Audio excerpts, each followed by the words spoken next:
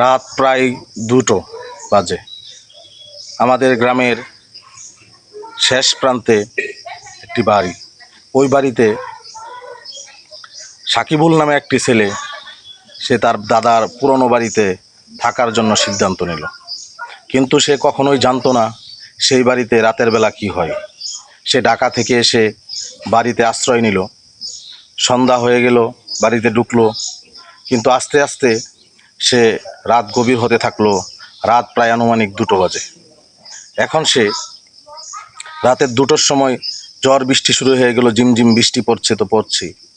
হঠাৎ করে তার মনে জাগলো যে তার দরজায় নাকি কে কড়া নাড়ছে।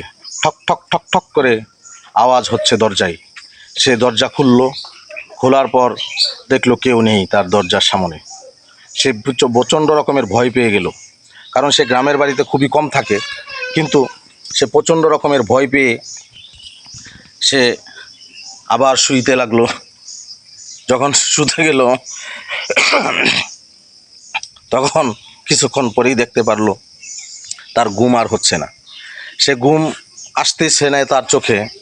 কিছুক্ষণ পর সে দোতলায় দেখলো, শুনতে পারলো কিসের আওয়াজ হচ্ছে, ঝন ঝন ঝন ঝন করে আওয়াজ হচ্ছে।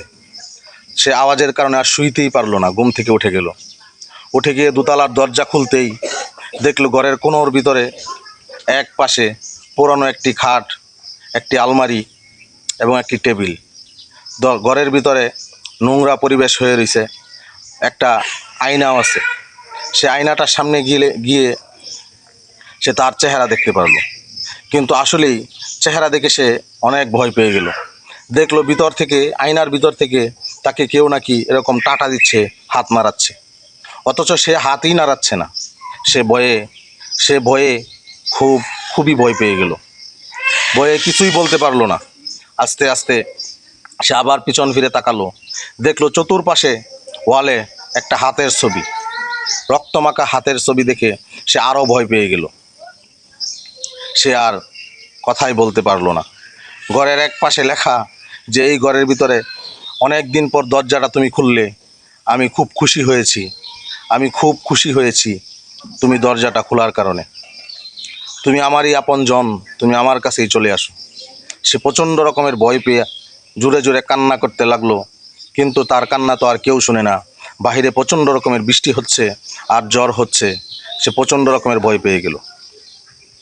সকালবেলা ঘুম থেকে বাড়ির লোকজন, আশেপাশের গ্রামের লোকজন এসে দেখলো দরজাটা খোলা। তবে গ্রামের লোক জানতো যে এই বাড়িতে কেউ থাকে না, এই বাড়িতে কেউ ঢুকলে আর ফিরে আসে না। সে সাকিবুল আর কখনোই ফিরে আসলো না। গল্পটা কেমন হয়েছে সকলে একটু কমেন্ট বক্সে জানিয়ে যাবেন।